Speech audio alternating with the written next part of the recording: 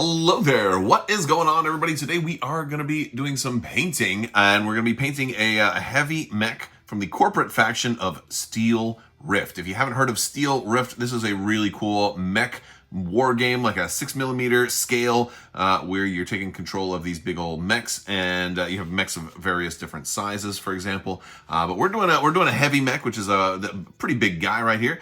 We're going to be painting him up today. I've got other videos for Steel Rift if you want to see what like some of the boxes look like, and some of the support elements, and some of the mechs, and some of the starters look like. We've got some other videos. I'll put links over here in at the end of the video, and you can check those out. Plus, if you haven't already, make sure you're subscribed. We're doing a $25 Amazon gift card giveaway. You just have to be a subscriber and leave a comment on this or one of my videos to have a chance to enter to win that. We're going to be using some contrast paints to start out. I'm going to be using this Magmadroth Flame, and I'm also going to be using this Pilar Glacier in this video. So those are some of the paints we're going to be starting out with. But yeah, so if you like what you see here and you want to see more, we talk a lot about miniatures games. We talk a lot about Star Wars games and science fiction games and tabletop gaming. So we'd love to have you guys stick around. Now this is a heavy mech from the corporate faction. I have outfitted him with some optional weaponry from the melee weapons box. So he's got this big hammer, and he's got a big shield as well, but he's still got guns. He's got guns coming out of his nipples here, and then he's got some shoulder mounted weaponry as well. So he's got range until he can close the gap, and then he's going to come in and smash. I have named him Reinhard because he resembles a little bit of an Overwatch character, and one of my favorite characters from when I used to play Overwatch. But of course you can name your guys whatever you want, and this is a very build it friendly, however you want. We've got another guy here with a chainsaw, for crying out loud, and then we've got the lighter mechs, and then we've got the the ultra heavies over here. This guy's without any melee weapons at all. We don't have to have them with melee weapons, but there are melee weapons available. So let's go ahead and get started painting this guy. All right, so we've got him. We're going to, I've already primed him. I've used airbrush primer. We're going to start off with this Magmadroth orange here. And this is a very bright orange contrast paint.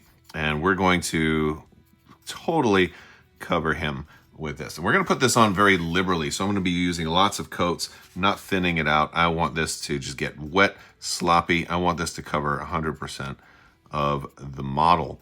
And you don't have to if you don't want to do it this way.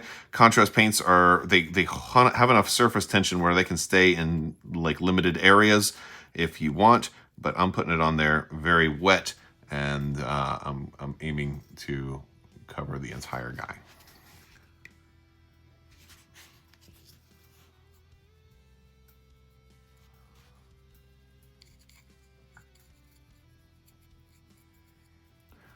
As you can see, we still have this arm and this leg to do there.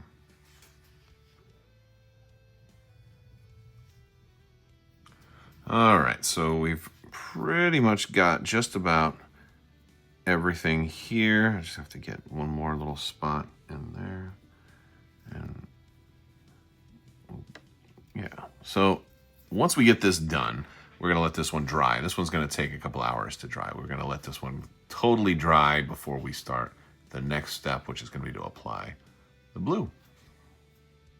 All right, so we've got this guy dry now, and we are going to apply our blue. This is a really light blue. Now, this is a blue I really don't like as a normal contrast paint. It's almost as thin as a wash. It's thicker than a regular wash, but it doesn't have the coverage. Like if you want to do a blue contrast, you want to go with a much darker blue. But as you can see, like this one is still going to be very much orange over the top. And this is going to, it's going to dry almost as if we were putting like a purple wash on there, but it is going to kind of dye the orange a little bit to a slightly darker, grimier orange. And this is, again, I wouldn't have done only this blue by itself because you would still see all the primer underneath. Again, it's very thin.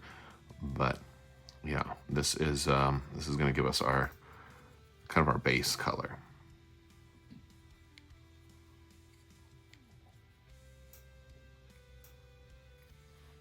All right, so there we have kind of the starter look. Of course, it is very wet. It'll dry a little bit less blue than that, and it'll end up looking more like a reddish purple. All right, so we are all dried up now and we're ready for the next coat. And you can see it's very dark and it has a little bit of a grimy, has like a little bit of a war torn, and it definitely did the job of having a wash kind of built in there.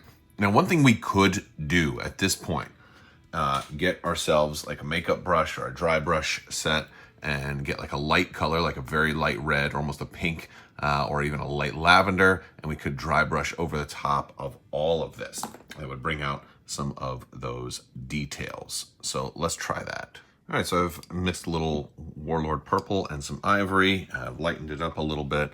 We have our kind of our dry brush color. You see, and it's going to go on nice and light right there. And we're going to put this all around just to lighten it up, just ever so slightly, before we start putting in some layers, which will supersede some of this.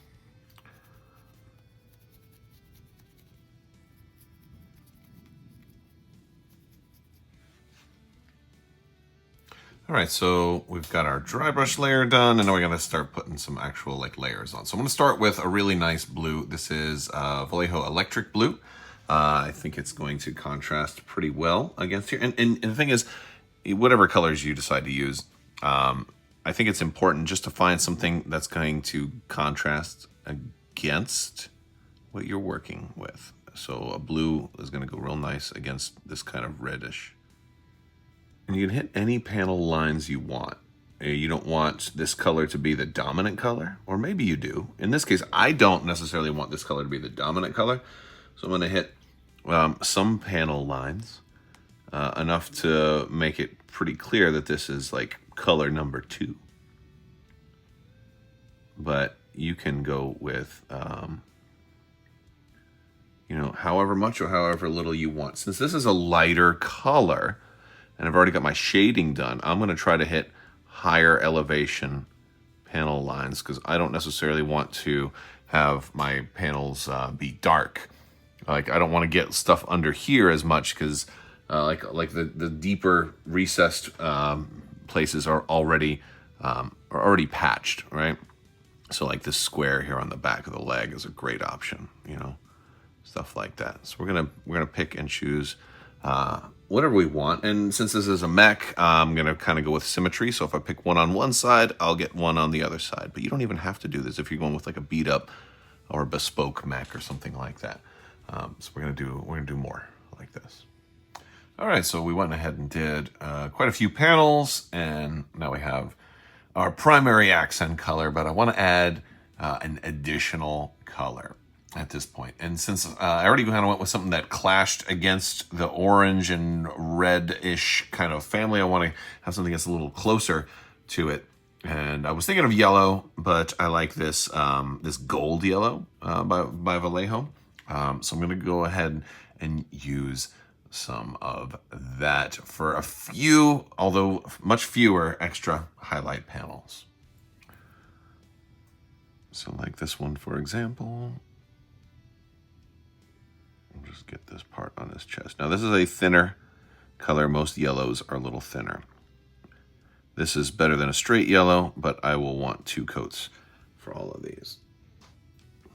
Put this on a little thicker since it's a raised panel. I don't really have a whole lot of detail to preserve here.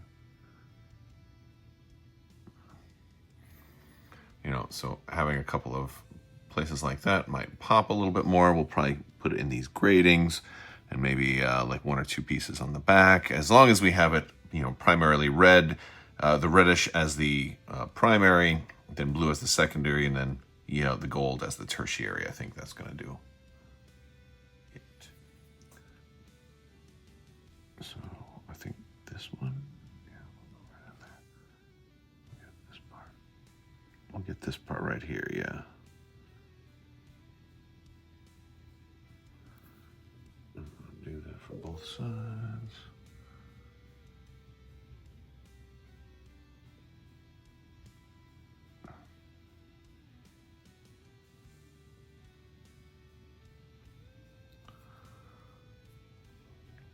See, I kind of like the way that that's looking. You know, and it's okay, because if you don't like it, just go over it with something else. You know, there's really no pressure. You don't want want to do that? Let's see, which one do I want to do? I don't know, man. I could do this part right down here. Yeah, I want to do this part right down here. I'm going to do this whole thing. I'm going to do the whole drop down section. Yeah, I like that. Get it on the inside is always a little trickier. There's some detail in there that I'm actually going to lose for this one, so I could have thinned it and done a couple of other layers as well, but since it's under the arm, I don't think I'm going to see it all that much.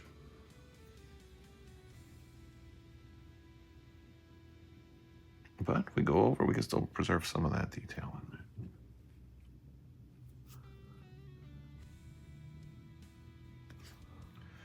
All right, so now that we've got our layers mostly done for the mech, we want to add some stuff on the shield and the hammer.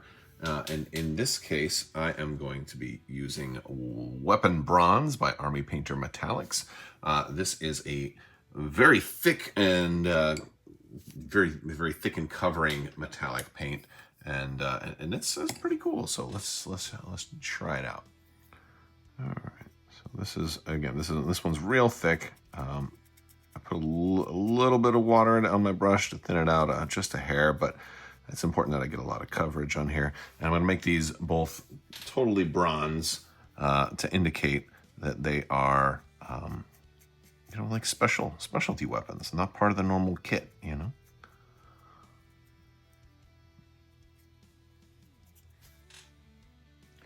All right, we've got the shield and hammer mostly done, and we're going to use some gunmetal now to do the guns, and I'm going to do the handlebar for the hammer in that gunmetal, and I think we'll finish it up with a little bit more maybe blue and gold on the shield. All right, so we put some gunmetal on the gun bits, and we are going to just add some detailing to the shield. The shield is a softer plastic, so it moves a little bit with me, which is good and bad.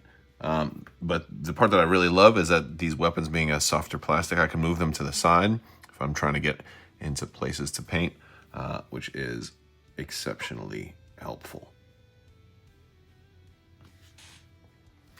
All right, and we did some blue, and now we're adding just a few hints of the orange onto the shield as well.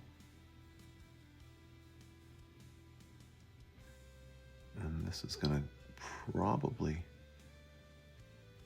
be about it for the shield. I mean, I could definitely do more on here. You could put decals on here. You could do a lot with that. So we might do a little more afterwards, but as far as just the paint, we're good right now. Or you could do a freehand design or a fade or like a half and half. There's a whole lot of cool effects that we could do here. All right, so we could stop here, but one of the final steps that I'm going to want to do, I mean, we're outside of basing, is I want to do a little edge highlighting on some of the blue, and I'm going to be using this verdigris. It's a very light greenish blue, and I'm going to use that to try and do a little bit of edge highlighting on some of these blue parts.